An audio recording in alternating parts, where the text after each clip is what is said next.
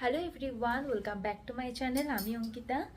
আজ আমি আপনাদের সাথে একটা দুর্দান্ত রেসিপি শেয়ার করব। আজ বানানো হবে কাতলা মাছের পোস্ত।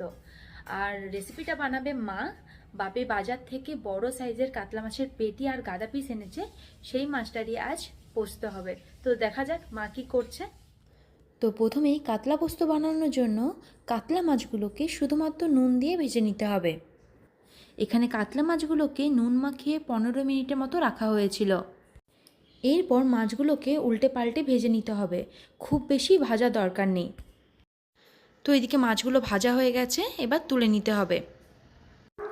এরপর ওই তেলেই দিয়ে দিতে হবে অল্প পরিমাণে 5 ফোড়ন আর কেটে রাখা টমেটোগুলো।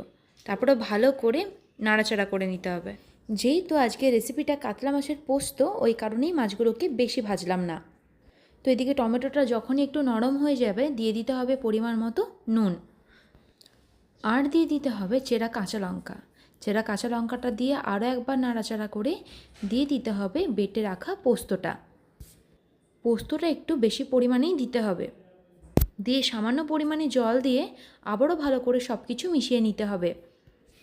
এরপর যখনই মিশ্রণটা ফুটে আসবে, এক এক করে ভাজা মাছগুলো দিয়ে দিতে হবে।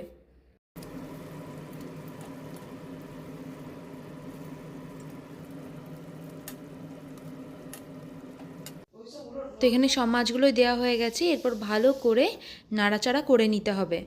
তারপরে যখন একটু ফুটে আসবে, উপর থেকে কাঁচা সর্ষের তেল দিয়ে দিলেই রেডি কাতলা মাছের পোস্ত।